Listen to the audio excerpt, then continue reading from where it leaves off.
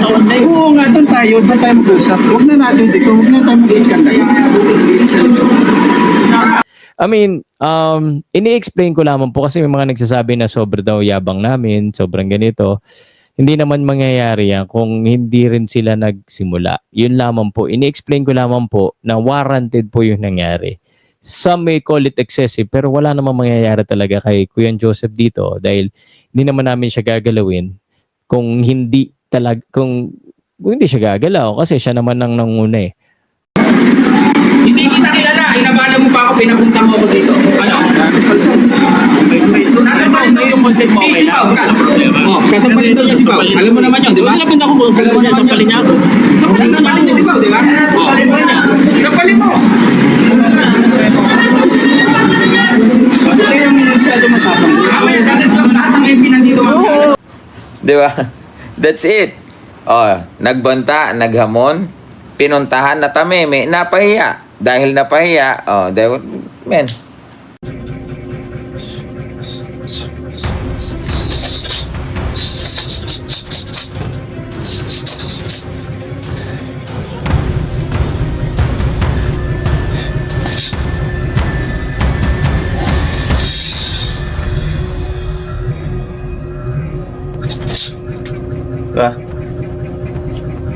So yun mga boss, kung napanood nyo yung video, ito nga pong si Pao at si SV nag-explain, 'di ba?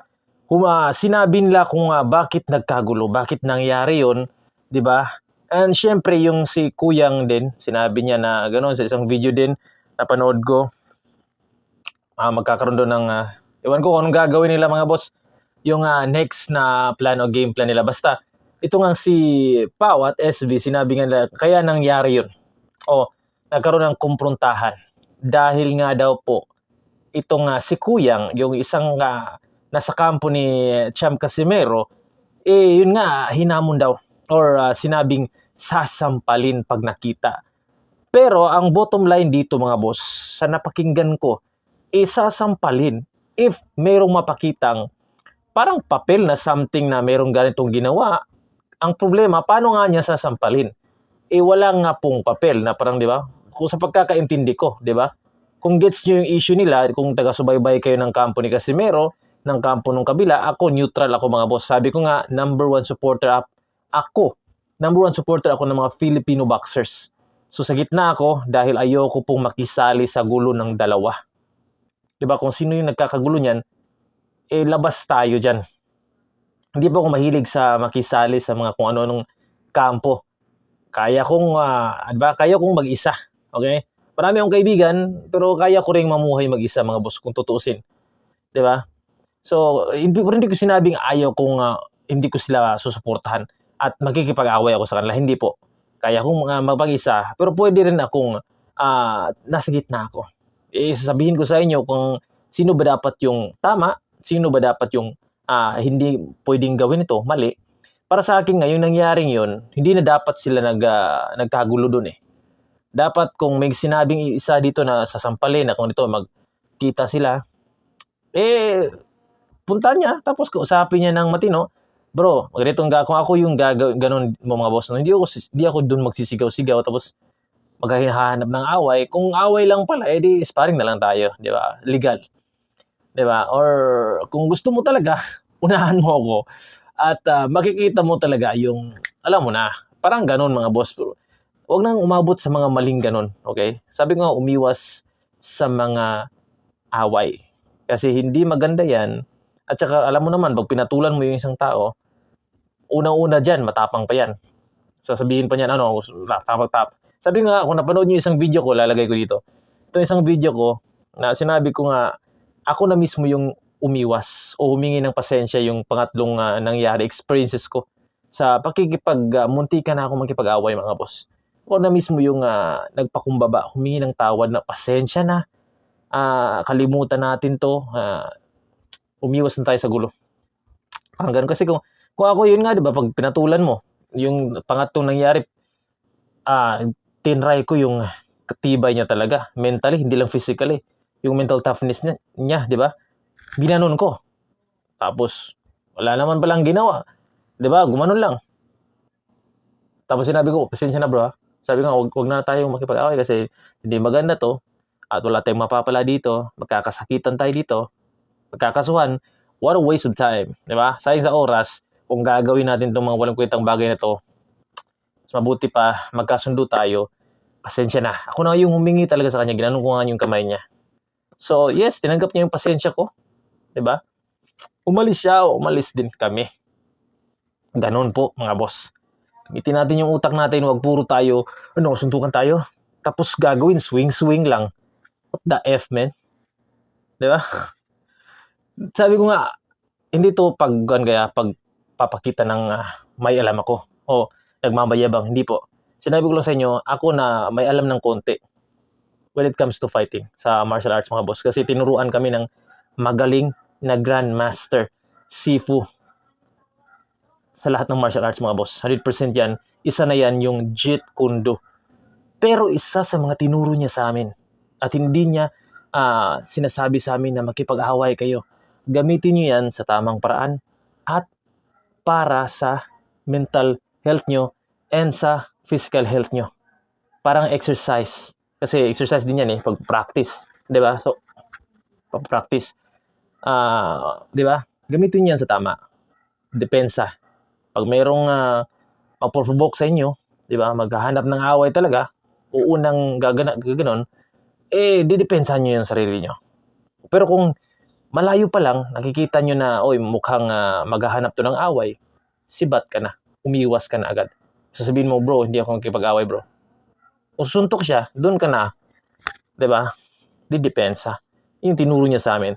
Tapos kami, na tinuruan lang kami. Kami yung, suntukan tayo. Nagkakwenta-kwentang bagay yan. Pinoy tayo, dapat tayo magtulungan sa bansa natin. Di ba? Palaguin yung ekonomiya, magnegosyo. Yan yung dapat isipin natin, mga boss, magtrabaho. Para mas lalong lumago yung bansa natin, yung lugar natin, lungsod natin, di ba? City natin. Hindi yung makikipag-away tayo. Di ba? So, sabi ko nga sa inyo, mga boss, pinopromote ko yung mahinahon na usapan, itigil ang awayan, at talagang pagkikipagsuntugan, like, come on, man. Hindi ko pinopromote sa inyo yan, mga boss. Mali yan, at talagang hindi talaga maganda yan. Mali po yan, 100%. Kaya ako na ngayon yung magsasabi niyan sa inyo, mga boss. So, ito na nga, balik tayo sa kwentuhan, mga boss. Sinabi nga ni Pao na wala daw siyang plano talagang ganon. Ayaw niyang mangyari ulit yun. Dahil nga, medyo na-force siya, mga boss. Di ba? First time niya daw gawin yun na inakbayan niya ng konti at sabihin niya nga, di ba, si Kuyang na sampalin mo ako, parang ganon. Tapos itong si SB daw, mahilig talaga dun sa ganon na dati pa, mga boss, na talagang magkumpronta. Sabi niya, di ba? Sabi niya na dati pa lang, mahilig sila sa ganon, mga boss. Ngayon lang, nagpapakita sila ng professionalism. Ewan ko kung totoo ba yan. Di ba, nag-shout pa siya doon, mga boss, sumisigaw-sigaw at anong gusto mo? Like, ewan ko sa kanya, mga boss. Kung gusto nila, sparring. Di ba? Parang sa akin nga, mga boss, kung ang tutong matapang talaga, huwag kang magdala ng marami. One-on-one. Di ba? Sabi nga ng ibang mga martial artists, mga boss, one-on-one kayo. Di ba? Wala nang ganon, mga boss. Hindi mo kailangan magdala ng marami. No. Gamitin mo ito, 'di ba? Pero may rules. Sparring, 'di ba? Pagkatapos ng sparring, shake hands, kaibigan tayo, bro. Inilabas lang natin yung ating mga negatibong damdamin sa loobin, enerhiya sa katawan. Alam natin, ego lang yan. Kasi dulot ng anger, mga boss, na alam natin yan. So, kalimutan na yan. Kung pwede, umiwas na nga. So, ano masasabi niyo, mga boss, sa sinabi nga nitong si SV na nangyari yun?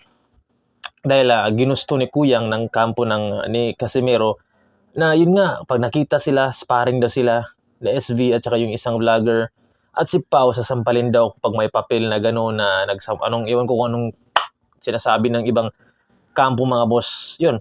So, dumating nga si Pao, nakbayan, hindi naman daw sinampal. Sabi ni Pao, So akala niya daw gagawin niya. To si SB din daw, nagdala pa ng gloves, sparring daw, tapos hindi naman daw nakipag-sparring. I don't know. Bakit daw? Kaya ewan ko sa mga kwentuhan nila mga boss. Basta ako, para sa akin, hopefully last na yon and magkabati na sila, magkaayos na. And sabi ko nga mga boss, walang maidudulot na maganda yung pagkikipag-away. Wala po talaga mga boss. Wala tayo sa entertainment na WWE. Okay? Wala tayo sa ibang, di ba, na mga ganun. Na parang nagpapakiwan ko kung totoo ba yun. Yun nga, iba nagsasabi na, di ba, like, baka daw drama lang yun or acting lang yun, makakilala yung iba. Diba? I don't know mga boss, hindi ko sila kilala personally mga boss. Pero hindi ko naman sinasabing hindi sila mabuting tao or masama silang tao. Tayo doon, vlogger sila mga boss. And yun nga, social media na personality sila and kasali na din tayo mga boss kasi meron na tayong mga followers and subscribers. Hindi ko sinabing sikat ako at wala akong pakialam kung sikat man ako, hindi mga boss. Basta ako, I'm doing kung ano yung pwede kong maibigay na tamang info or tamang pananalita mga boss base sa mga issue na nangyayari ngayon sa mundo ng sports, sa mundo ng boxing. At ako yung isa sa mga nag-advocate nga na nagpo-promote na wag po tayo huminahon tayo at wag tayo magkipag-away, wag po tayo magpadala sa ating mga emosyon na nararamdaman, 'di ba? Like pwede ba mga boss? Sabi ko nga sa ibang mga followers, subscribers natin, huwag tayo magpadala sa ating emosyon mga boss. At saka kung ano man yung naabot mo sa buhay, relax and chill. Huwag tayo magmayabang mga boss. Ako yung sinasabi, baka nagsabi ng iba, totoo ba yung nangyari sa'yo na nakasparing mo yung gano'n? Totoo po talaga mga boss. Actually, yes, nakipag-sparring na ako. Speaking of sparring mga boss, sa Taekwondo nakipag-sparring na ako noon. Hindi ako sumali sa kanila mga boss. Kasi yun na, nakipag-sparring ako ng babae mga boss. Hindi ko talaga sinuseryoso yun kasi babae eh. Natamaan nga ako sa mukha nun eh. Sa sipa eh. Oo, kasi babae. So, ayaw ko kasing, guys, hindi ko sanay sa, hindi ko sinasabi na hindi magaling yung mga taekwondo. Magaling po sila mga boss. Nagpo-promote din sila ng sports, no? Pero yun nga sa akin lang, when it comes to fighting, mas gusto ko yung, di ba, yung sarili kong art, mga boss. And yun nga, may kaibigan nga ako sa taekwondo sila. So, wala namang problema mga boss. Walang problema doon. And saludo ko sa kanila, wala akong kalaban eh. College. Sabi ko nga, iba yung kalaban sa nakaaway. Nakaaway kasi nagkaroon ng konfrontasyon. Pero naging kaibigan din. Hindi yung kaaway na talagang kaaway kita. Wala akong kaaway. Kasi kung meron mang galit sa akin, hindi ko pinapatulan, umiiwas ako. And yun nga, kung meron na kumprontahan na nangyari, sinasabi ko sa kanya na huwag tayo mag-away. Umiiwas ako. And then pag umuna sa akin, ibang usapan na yan. Yan yung gagawin ko mga boss. Pero yun nga, self-defense yung nangyari. So kapag dating sa mga kaso-kaso, dinipensahan ko lang yung sarili ko. Ganun lang kasimple mga boss. Hindi yung, sino ba yung nauna? Siya. Ikaw yung may problema dyan. Di ba? Ikaw unang nanagit eh. Dinipensahan niya lang yung sarili niya. So ikaw yung may problema. Parang ganun mga boss. So, tapusin natin to, yung kwentuhan na to mga boss. Hopefully, sabi ko nga, meron kayong natutunan sa mga sinabi ko. And sabi ko nga, umiwas kayo sa gulo. And maraming salamat po sa mga nag-subscribe sa akin mga boss. Sa mga nagsasabi nga na baka hindi totoo yung kwento mo, totoo po yun. Isang video na ginawa ko kahapon. Ginawan ko ng reaction at meron akong kinuwento sa inyo about connection sa nangyaring kumprontahan, gulo. Hindi naman nagkagulo talaga. Medyo nagkagulo ng konti. Si Pau at SB at saka ng yung company kasi meron yun nga, sampalan daw, magsasampalan daw or makikipag-sparring o ano ba. Pero hindi naman nangyari. Yun lang. Totoo po yung sinabi kong kinuwento ko mga boss sa aking true story na muntikan ako mapaaway pero ako na mismo, yun nga pong umiwas sa gulo. Kasi hindi ako mahilig mga boss kahit marunong ako sa labanan mga boss, sa martial arts, kaya ko yung pagtanggol yung sarili ko mga boss. 100%. Kung alam niyo yung training ko mga boss, na meron akong video doon, sinusuntok ko po yung mga kahoy bato. 100% yan. Hindi ko sinasabi sa inyo to para mayabang yan. Hindi. Sabi ko nga, totoong tawa ko, alam ng kaibigan ko yan. Yung mga kaibigan ko nagko-comment, natatawa sa akin minsan. Ano ginagawa mo, bro? It's an ancient na training ng Jeet Kune Do. Yes, hindi ancient yung Jeet Kune Do. Ina-apply ko lang yung mga filosofiya ni Bruce Lee. Hindi ko sinabing magaling ako, hindi ko sinabing kagaya ko ni Bruce Lee. Idol ko si Bruce Lee mga boss. Father siya ng MMA.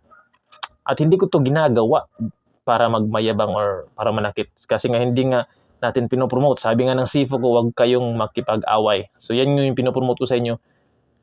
No to away, iwas sa pakikipag-away.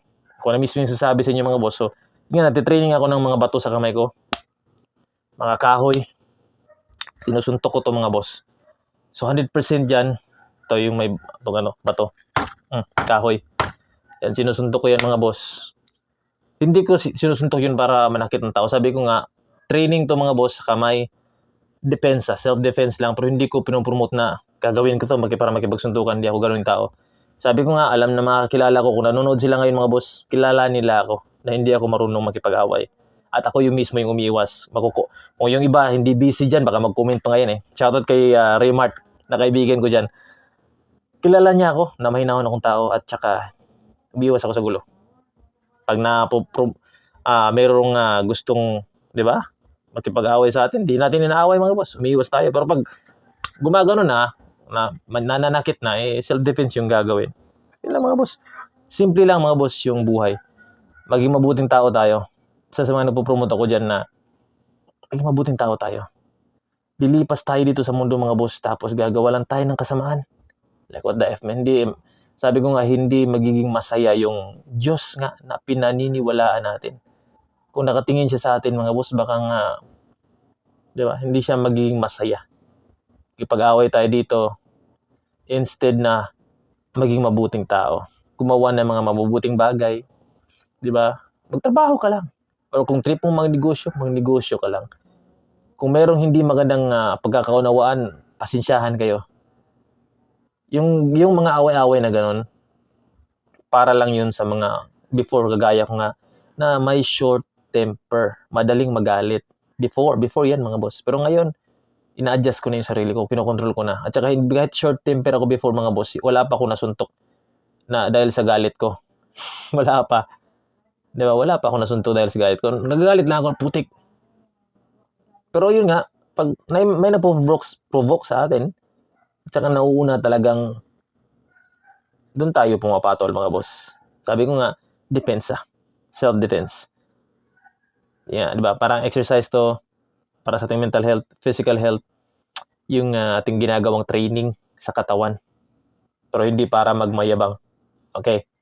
So hopefully si SB, si Pau, at saka si Kuyang, yung kampo ni Casimero, kung hindi kayo magkaintindihan, magkaunawaan, kasi iba't iba kayo ng pinaniniwalaan, pananaw, at sinusuportahan, mas mabuting usapan lang. Huwag na yung makikita kayo. Pag nakita kita, medyo nakakahiya eh. Di ba? Yes, sinabi nga ni Pau at ni SB sila daw yung nanguna sa social media. Pagdating daw sa actual, wala namang kibo daw. I don't know kung bakit nga nagkaganon. Pero yun nga, kung gusto nyo lang talaga ng labanan, sparring na lang kayo. Para iwas kayo sa ganong bagay na magkakasakitan kayo na walang rules, na hindi sports, na hindi sparring. Mas maganda, mahinahon na usapan. At kung ayaw, hindi nyo talaga kaya, sparring na lang kayo. Diba? May headgear, may gloves. Ganun lang mga boss. Labas na lang ng hindi magandang sama ng loob. Kasi pagkatapos niyan, alam ko naman magkakilala kayo eh. Magkaibigan. Baka nga magiging close na magkaibigan pa yung si SB, si Kuya, at saka si Pau eh. Kakilala yan. Pero malay natin maging magkaibigan pa yan. Dahil sa atin. Dahil pinopromote natin. At baka nga magkaibigan soon na yan yung mga Casimero supporters at saka yung ibang mga, di ba, haters dyan o kung sino man yan. Yun lang mga boss, sabi ko nga sa inyo guys, wag nyo i-promote yung tapang-tapangan nyo, kalimutan nyo na yan. Okay? Sabihin nyo, hindi, yung pagkalalaki ko parang tinatapakan eh. Tinatapakan? Saan ka tinatapakan? Kasi minsan guys, di ba, sabi natin sa sarili natin, di, hinahamon ako eh. Okay, hinahamon ka, anong next? Susuntukin mo. Pag nasuntok mo, kakasuhan ka. pwede kang makulong. O sinong natalo ngayon? Ikaw. Di ba? Pinoprovoke ka. Sinasabihan ka ng mga hindi maganda. Pinatulan mo. Sinuntok mo. O sinong makakasuhan ngayon at sinong makukulong ngayon? Ikaw. Di ba? Ang usapan dito mga boss, sino ba yung nangunang sumuntok? Physically. Pwede ka naman sumuntok sa screen. Oh, bye guys. Pero yung nanuntok ka sa personal, pagkikita nyo, physical, aba yung ibang usapan na yun, tapos may video pa. Ikaw talaga yung masasampahan ng kaso niyan, at pwede ka makulong. Magbayad ka ng danyos. So, ganun lang guys. Kung gusto niyo ng malinaw, mayroong peaceful mind, peaceful na buhay, iwas kayo sa gulo guys. Kung may nag-provoke sa inyo, huwag niyo nang patulan. Umiwas na lang kayo. Hayaan nyo na lang. Hindi nyo alam kung sino yung taong yun eh. Diba? So yun lang mga boss. Mahaba tayo. Sabi ko, isa sa mga talent ko mga boss na bukod sa martial arts na exercise ko, ginagawa kong exercise yung martial arts eh. Diba? Papalabas ng pawis, papalabas ng toxins, mental natin, physical game. Yun nga mga boss. Meron tayong isa sa mga nagpapasalamat ako sa Diyos na meron din akong talang talent din dito mga boss, no? Core gift. Nasabi ko nga na isang kakilala kong businessman, hanapin mo yung core gift mo. Parang ito yung na-discover yung core gift eh. Marunong akong kwento sa inyo ng mahaba eh. Kaya kung magdugtong ng kwento na totoo mga boss, binibase natin sa mga nangyari talaga dito sa social media o sa napili nating niche sa sports, sa boxing. So, salamat ako sa Diyos na pinaniniwalaan ko na meron akong talent na ganito mga boss, and hopefully mahanap nyo rin yung talent kung ano mang basan kayo magaling at 'di ba? Pagtrabahuin nyo, and yun nga, hopefully umunlad din kayo sa buhay mga boss. Sabi ko nga, iwas kayo sa gulo. Maraming salamat sa mga bago nating subscribers diyan. Thank you so much, and sabi ko nga mga boss, sa mga Casimero supporters, haters or boxing followers, tigilan natin tong gulo mga boss. Okay? Suportahan nyo si Casimero o kung sino yung susuportahan nyo, pero wag na kayo mag-away. Especially sa personal. Kasi hindi maganda yan. Ang Diyos nakatingin sa atin mga boss, at hindi siya magiging masaya pag pumunta na tayo sa kabilang buhay at makikita niya na puro na lang hindi maganda yung ginagawa natin sa mundo, puro kasamaan, puro kawalanghiyaan, puro mga walang kwenta, pagkikipag-away, tayo po yung magsasuffer niyan sa kabilang buhay. At naniniwala po ko sa Diyos, sa totoong Diyos na pinaniniwalaan ko. Meron po talagang, 'di ba, nakatingin sa atin sa kabilang buhay at merong magpaparusa sa atin sa mga mali nating kasalanan dito sa mundo. Ganun lang po kasimple mga boss. Gumawa tayo ng mabuti. Ako na mismo yung nagsasabi sa inyo mga boss na marunong ako sa martial arts, marunong ako ng konti when it comes to fighting mga boss, pero hindi ako nagpo-promote na makipag-away. Ako pa mismo nagpo-promote sa inyo na umiwas, maging mabuting tao, umiwas sa gulo, at huwag gamitin yung galing nyo, yung lakas nyo kung saan man kayo magaling para manakit ng tao physically. Hopefully, marami kayong natutunan sa akin mga boss. Okay? Like, share, and follow me. Salute. Peace out.